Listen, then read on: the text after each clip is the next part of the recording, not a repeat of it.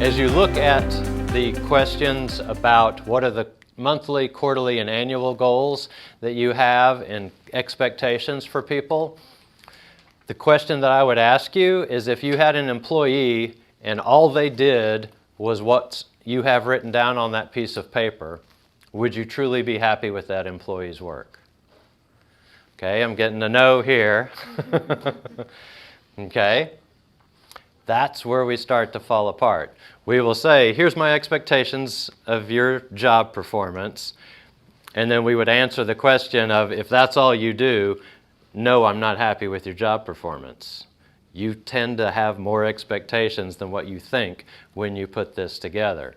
So if they don't know what all of those expectations are, you've got room for problems now. If you talk to counselors, if you talk to people that study families, and they look at what makes the most successful families, one of the things that shows up at the top of the list for successful families is that they have family dinner together at least 2 to 3 nights a week. Okay? Interesting that what makes a successful family is a meeting, right? Family dinner is not about eating the food. It's not about the efficiency of how quick can we get in and out of eating. Stand in the kitchen and just eat out of the pots if that's the goal. Family dinner is about time to have community. It's about time to interact with each other. Not everybody has something to say every night at family dinner, and that's okay. But when little Johnny or little Susie does want to say something, we've provided the environment for that to happen. And it's important for all of us to be there when that happens. Meetings are that same thing. Weekly staff meetings, you don't need to get in and out of there as fast as possible. Spend some time talking to the team, understanding what's going on. How was your weekend? Anybody do anything fun this weekend? Get to know. Building relationships in those meetings is as important as some of the other information that will transpire in that meeting. Meetings in manufacturing, we had a different theme every day.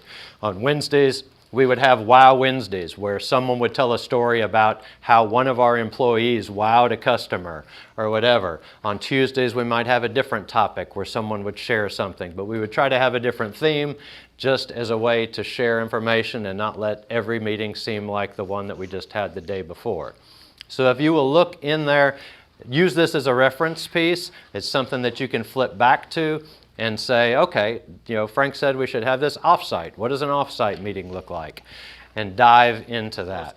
The most common thing I hear when I ask people about their one-on-one with their boss is he or she cancels it half the time or more.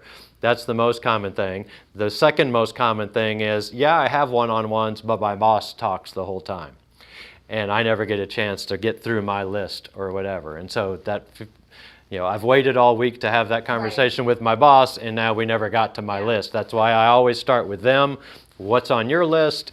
What do I need to help you with? And then if we get to mine, great. If we don't get to mine, we'll either reschedule or